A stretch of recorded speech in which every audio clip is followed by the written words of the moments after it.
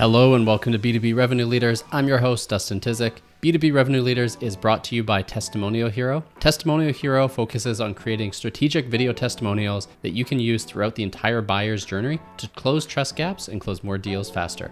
Learn more at testimonialhero.com. On today's episode, I am joined by Mark Evans, who is the principal at Marketing Spark and host of the Marketing Spark podcast. Mark and I chat about how brand positioning is more important than ever, especially when demand is soft right now and it's a difficult market, his process and his approach to positioning, and the rise of the fractional CMO. Hey, Mark, welcome to the show. Dustin, thanks for the invitation. I'm always excited to talk about all things marketing. Yeah, I'm looking forward to this one. We're going to talk on a couple different topics, I think. The one I want to talk about a bit for our listeners, it's June 2023. The economy's still kind of shaky, demand's kind of soft. It's really hard to sell. And as we were talking before this, you mentioned the importance of brand positioning to stand out here. Let's just start there at a high level. Why you think that's so important in times like these? Well, Scott Brinker recently launched the latest version of his MarTech landscape, and there were more than 11,000 companies on that list. So that gives you a sense of the level of competition. Of that, 632 were CRM companies. And can you imagine what it's like to compete in the CRM landscape if your positioning looks and feels the same as every other company out there? And it's a really important lesson on the idea or the belief or the reality that you have to differentiate yourself and leverage positioning to make that happen, because you have dozens, if not hundreds of companies that walk and talk just like you, same benefits, same features, same prices. So how do you stand out from the crowd, and how do you convince prospects that you are one of the best options, if not the best option for them? That's the simple answer to brand positioning. Yeah, and I think, we've seen it, ramp up and people focus on it a bit more, but I think tech's getting very commoditized. It's getting really, I'm not a developer, but with AI and some help and some, offshore support, I could probably build something half decent. So I think feature set just isn't going to hang anymore, right? Like, it does have to be that positioning.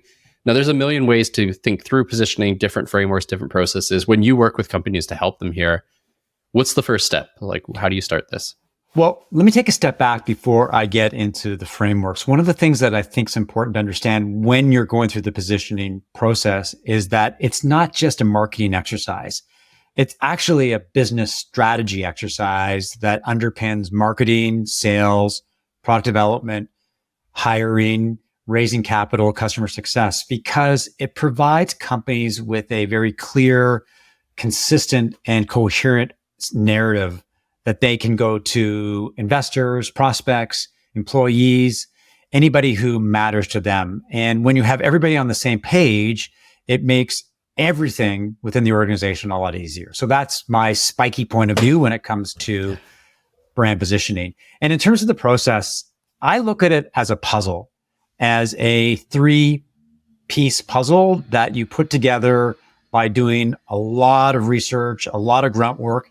And it starts, at least the way that I do positioning, with customers and really understanding how they do their jobs, their motivations, what success looks like, what their challenges and problems are, and really getting super empathetic about what they need and how you can help them, and how what they need aligns with what your product delivers. And that's a very intense process that involves interviews and meetings with many, many customers, because you want different perspectives and customers that use your product in different ways. So that's step number one.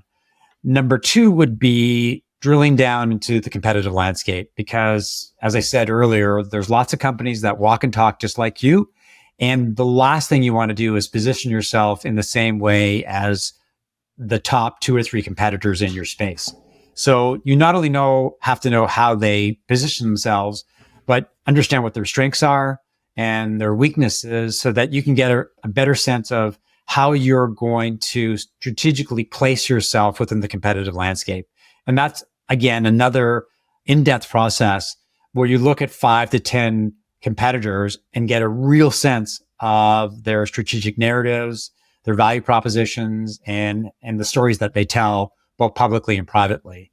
And then the third part is obviously your offering, and doing a SWOT analysis in terms of what are we good at and what are we not good at, and what are some of the things that we should think about in terms of opportunities and threats. And it's really taking an honest and hard look at your product or service and trying to figure out the best ways, the most powerful, most interesting ways in which it aligns with what customers need and want. And then, as important, you have to identify by looking at your customers and your competitors how your product is unique, different, or better. And once you go through those 3 steps, then you have all the inputs that you need to start to put together value propositions, brand positioning statements, and of course, the messaging that you can use publicly on your website, sales decks, social media, content marketing, and the list goes on. So very simple framework, but requires a lot of work, a lot of research to make sure that you have the right information, the right insight, so that you can put together really effective positioning. Yeah, I think there's an important distinction there that seems obvious to us probably, but to leadership often isn't, that messaging does not equal positioning. And oftentimes I find when you're talking to senior leadership, you say positioning and they think, cool, what's the new tagline? And they want to start there without, doing the kind of grunt work research side. So how, 2 questions here actually. So that one, and then I find also with leadership, they're so invested in the product and know all the ins and outs that they can be a bit of a blocker sometimes when it comes to positioning, right? Because they want to get too far in the weeds. So any suggestions for marketers out there who want to, go through the process of repositioning, but are maybe struggling on the leadership side to get that buy-in and really get those multiple points of view? I think step 1 is to engage with a CEO and tell them that positioning, again, is not just a marketing exercise. It's not a tagline. It's not the headlines on your website. It's something that will support the growth of the business overall, and that they have a vested interest in making sure that their strategic narrative is as powerful and as clear as possible. The other thing is that one of the strengths and weaknesses of an entrepreneur is their laser-like focus on the product. And the fact that a positioning exercise can actually provide them with valuable perspective. Some of it comes from internal sources, and sometimes it can come from external sources from people like me. And that will give them a clear and perhaps unbiased view of the product and how it's positioned in the marketplace. It's a tough sell, to be honest with you, because within the scheme of things, positioning isn't seen as a high priority, especially now when there are other marketing activities that CEOs want to invest in, like paid advertising or doubling down on content. And positioning can be a hard sell because they look at it and go, where's the ROI? But I think there's huge ROI because it just powers the entire organization and helps basically separate your company from everybody else out there. So that's one way that you can talk to a CEO and go, we need to do this, and this is why. Yeah, and I think that's a key point too. You see a lot of brands out there who objectively probably don't have the best, most robust product, but they've positioned it so well that they've carved out their niche, and then they grow from there. Like even looking, HubSpot's a behemoth now, they're giant, but when they started out, they had a very specific little niche they carved out and then slowly expanded, adjusted positioning, slowly expanded, adjusted it. So I've found, my battle before in the past with different leaders is I ask, who are you for? Who is your ICP? And it's everyone can use us. We're great for everyone. You can't position around that is kind of the struggle I find. Yeah, positioning helps you identify who matters to you and how what you say publicly and privately can reflect their needs and interests and help position yourself as an empathetic company, somebody who understands what they need and how you can help them. So that, I think, is a very powerful message. And you also asked about the difference between messaging and positioning. And the simple answer is positioning is really a blueprint, an internal blueprint or guide that allows everybody within the organization to rally around one narrative. And there's no variations of the truth. This is the story, and this is the way that we're going to go to market. This is the way that we're going to have to do business. And messaging is really the public story that you tell on your website, in your sales decks, when you do demos, on your social media profiles, all the places where you may touch the customer or prospect. And that's the delineation between positioning and messaging. Yeah, I think it's good to draw out that distinction there. And I'm going to continue, your puzzle analogy that you had going, right? You collect. I view it kind of with the positioning side. A lot of it is collecting the puzzle pieces and putting them on the table, right? Then there's the trouble of actually putting them together and transitioning into messaging and your strategic narrative and all your value props. So what happens when you have all those puzzle pieces? What is that first step that you recommend for most people to do once they've, consumed all the information? Early in the process, I think you want to have as many people at the table as possible. So you have different perspectives and that you get people's opinions. Because I think one of the important things about successful positioning is everybody feels engaged and vested. They feel like they've been heard, so that when you present them with the new positioning, they feel like they've been part of the process. So they don't feel like you're surprising them with coming up with a story out of the blue. So that's number one. And then I think when you have all the inputs and you're trying to, for lack of a better term, boil down the ocean, it helps to have fewer people at the table because they've got to make the decision. They've got to make the call in terms of what we're going to do and how we're going to do it. And if at that point in time, if you've got 10 people at the table, then it's just going to bog down the process. So you have 2 or 3 or 4 key stakeholders, and one of those will lead the process. One of them will take the concepts and the ideas that you're rallying around and present drafts or collaborate in a brainstorming session to come up with concepts that then you can maybe look at 2 or 3 concepts and then rally around those. Once you've got those concepts down, once you've got what you think is your positioning hypothesis, then you can go back to the group and say, this is what we've come up with. What do you think? So it's start with a big group, shrink it down, and then present to the bigger group to get buy-in. Yeah, I think it's a good point there not to have too many involved, because I find you do anything by committee and it just kind of repeatedly gets dumbed down a little bit and spread thin, and then you lose any of the sharpness you might have had in it, right? So just, let's say you've done that, you've zoomed in, you've zoomed out. Now it's kind of the early take it to market, see how people respond, get feedback and iterate. Any suggestions on the first place to test that out? Like maybe don't redo your whole website, for example, right off the jump. So yeah, how do you recommend that people attack that? That's a good point, because I think one of the things that people get excited about is that they can take their positioning and immediately do their homepage. This is our new message. This is the new story that we're going to go to market with. And that's a mistake because you haven't tested it. You haven't seen whether it resonates or not. So one hack that you could do is that you run a small advertising campaign and you drive people to a landing page with some kind of conversion mechanism. And then you use that to get an idea of whether it works or not, whether people understand your value proposition, the key benefits that you're trying to deliver. And it's one way that you can get really quick access to validation or rejection of the story that you're trying to tell. It's surprising when your messaging doesn't work because you've worked so hard to do it. And the other thing is to take your positioning and your messaging and go back to your customers and the people who are vested, who are evangelists, who are advocates and love the brand, and say, we value your opinion. We would love your feedback. We spent a lot of time working on our new position. What do you think?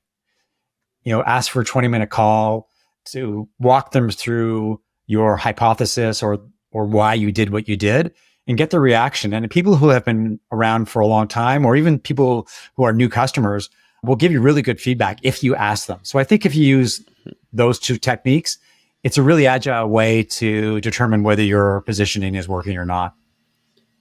Yeah, I think that's a good way to capture different levels of understanding as well. Like a net new cold advertising campaign, they don't know anything about you. They don't know the old story.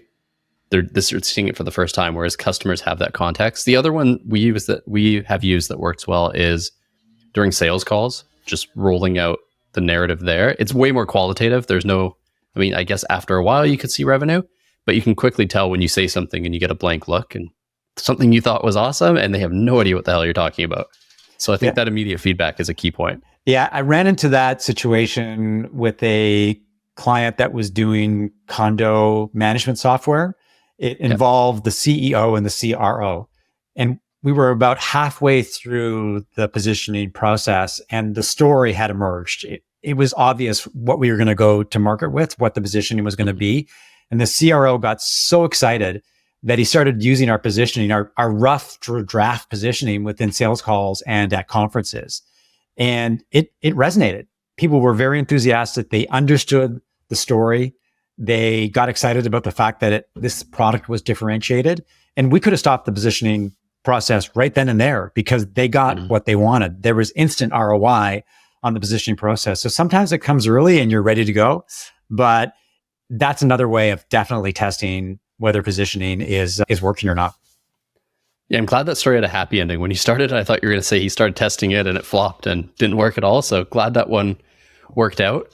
And then, my view on positioning is it always is, you need your overall strategic narrative that you need to align everything to, but I think it always needs to be tweaked, changed, modified, especially as the market changes, the buyer changes, the industry changes. So how do you view that? Like, is it something you go back to quarterly? Is it something you're constantly iterating? What's that process like? I think that a quarterly touchstone is really important to just take a test, do a quick assessment of whether the positioning is still working. Is the website converting properly when we're doing demos and sales calls? Is there any confusion? You will find it could happen that maybe within a very short period of time, the economic landscape changes. So you think about 2020, 2021, robust economy, 2022, things slowed down almost overnight. What customers were worried about, what they needed, flip the switch. So before it was all about, we got to grow. And then within a couple of months, it was about, we have to be more productive. We have to be more cost efficient. So positioning needs to be very agile and very fluid. And you have to be aware of how the economy is changing, how the competitive landscape is changing, and how customers are using your product. And if you're aware of all of those, then you're tweaking the dials. You're always tweaking the dials when it comes to positioning because it's not a static exercise. It's not a set it and forget it kind of thing. It always evolves and you have to be on top of it to make sure it still works. Yeah, I think that's partly why you see so many upstarts in like times of turbulence, all these companies spring up. Partly it's from new ideas, but partly is that they just move a lot faster than those giant companies who can adapt and they come up and eat their lunch a little bit because they're agile and they switch their messaging and their positioning. So I think that's key. Even at big companies, it can be incredibly hard, but staying on your toes, I think, is a key point to draw out there. Yeah, I think one of the things about positioning and messaging with bigger companies is that you become married to the story that you're telling. Yeah. It's just part of the way that you talk and walk to prospects and customers, and change is hard. When you're doing anything and changing your story, coming up with a new narrative, changing the way that you talk to prospects is like reaching on the brakes and going in a different direction. And some companies reject it. And that's why they don't change their positioning. That's why it gets stale and it stops working, but they keep on going because they don't know any better or they don't know any different. Yeah. There's a bit of a sunk cost there as well, right? Like this has worked for 10 years. We've killed it. We've spent all this time working on it. So yeah, totally get that. And, we've talked a bit about how you help companies and in your role, advising them as a fractional CMO in certain cases.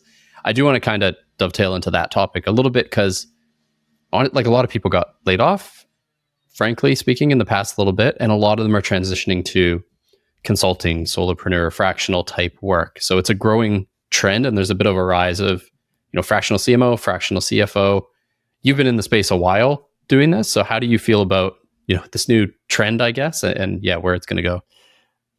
When I pivoted to become a fractional CMO a couple of years ago, I thought it was going to be a red hot marketplace. I thought that everybody's going to be fractional because it's a really effective way of telling the world that you are a strategic resource. It's a lot more effective, a lot sexier than calling yourself a marketing consultant or a digital marketer. So I think that's one of the reasons why I expected fractional to be more popular. But it's only in the last few months that I've seen a lot of people call themselves fractional.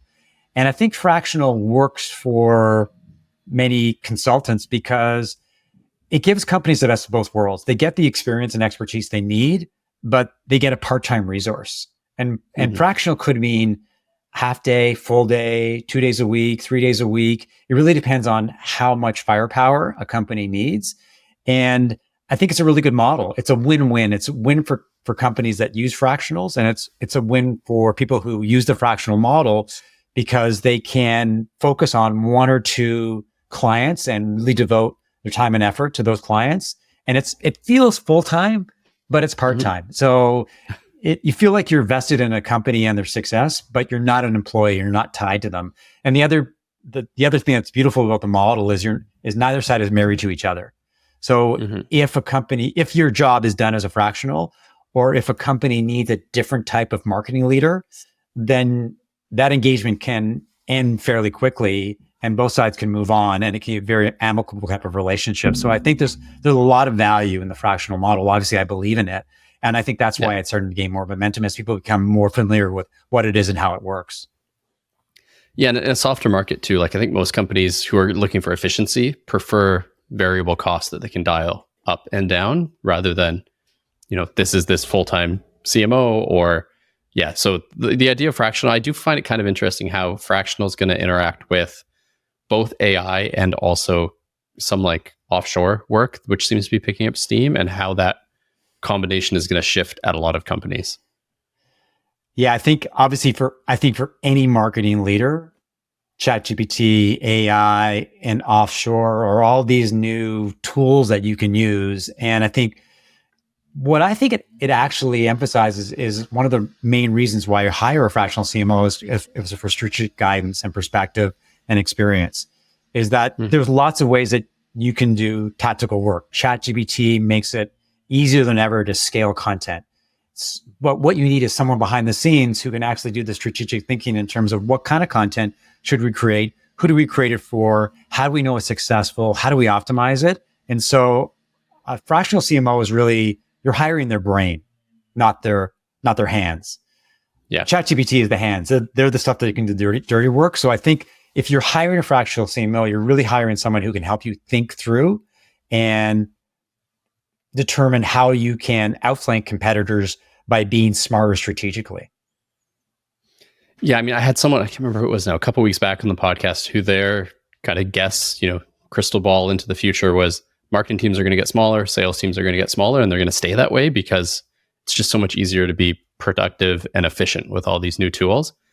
And I think that's interesting how the fractional model ties in. I'm curious if, we talked about this before, you mentioned you're a little bit torn on parts of the fractional model, right? And we've talked a bit about the pros of it, and I definitely see the benefits there. I'm curious to know where people maybe go awry there, either on the company side or as a fractional CMO, and what maybe doesn't work as well in the model.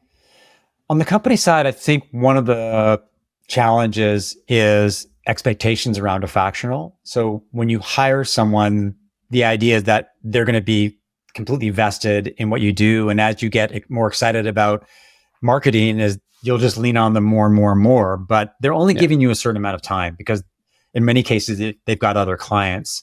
And so it's a matter of establishing the rules of engagement right from the get-go.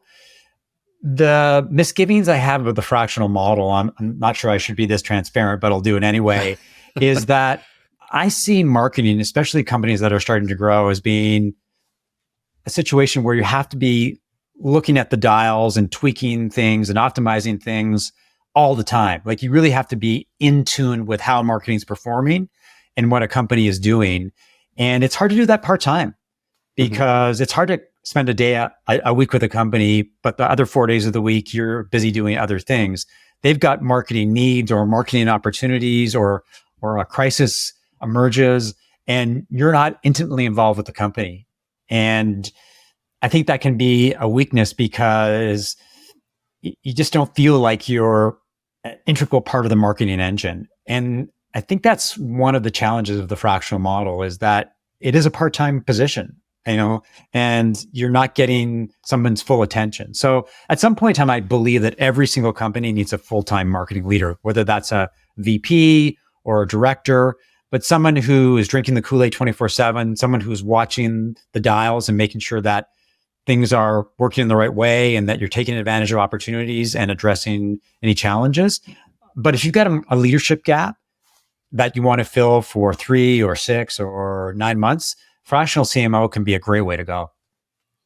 Yeah, I think, to point out that there's a lot of value, I think, in tying an experienced strategic fractional person with a tactical, maybe early in their career, but very bright, very high potential person. Because then you just pour gas on that and that person ends up being that future leader and gets that insight. And that's cheaper than honestly also hiring a full-time CMO to overlay someone that you want to eventually go into the role.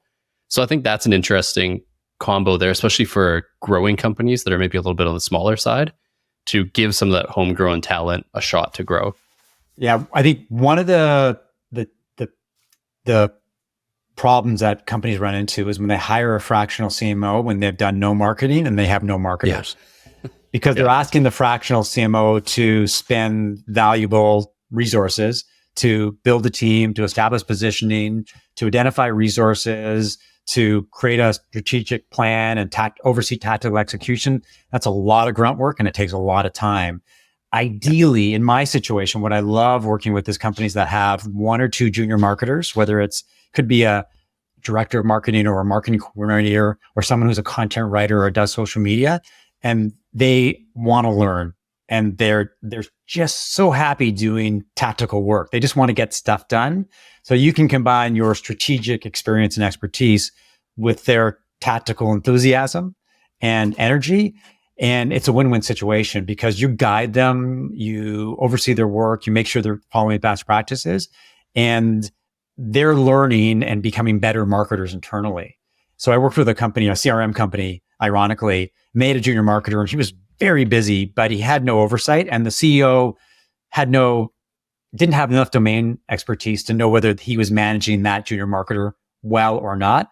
And so when I came into the scene, the junior marketer was super excited because I positioned them to say, listen, I'm not here to do your job. I'm not here to replace you. What I'm here is to help you. And so it was one of those 1 + 1 = 3 propositions. And so, yeah, if you have internal marketing resources, even junior resources, and you combine them with a fractional CMO, that can be a very powerful combination. Yeah, I mean, it's a nice, almost a free education for them and a free value add to jumpstart their career. And I think that's probably a good place to wrap it because I like that you tied, positioning and how you positioned it selling to him all the way back to the fractional side. So, we touched on a lot of stuff here from fractional to positioning and messaging, how to sell that to a CEO, the steps to take the process. I know you talk about a lot of this on LinkedIn and other places. So if our guests do want to connect, learn more, where should they go? Obviously, LinkedIn is the place where they should check me out. Just do a search for Mark Evans or Mark Evans Fractional CMO, and you'll see my profile pop up. I post content on a regular basis, probably daily. Also check out my website, marketingspark.co. One thing I do want to mention is that I recently completed my first brand positioning course. And One of the things that a few of the participants said is that you should start a mastermind. So that's what I'm going to do. It's work in progress right now. But if you're listening and you're interested in joining a marketing mastermind program, initially it's going to be free as an incentive to get involved and build a community. Reach out, connect with me on LinkedIn and let me know that you're listening to the podcast and you're interested in joining the mastermind, and I'll add you to my list. Okay, that's awesome. And one quick question for our listeners, who's the ideal candidate for that? Experienced marketer, junior, anyone? Yeah.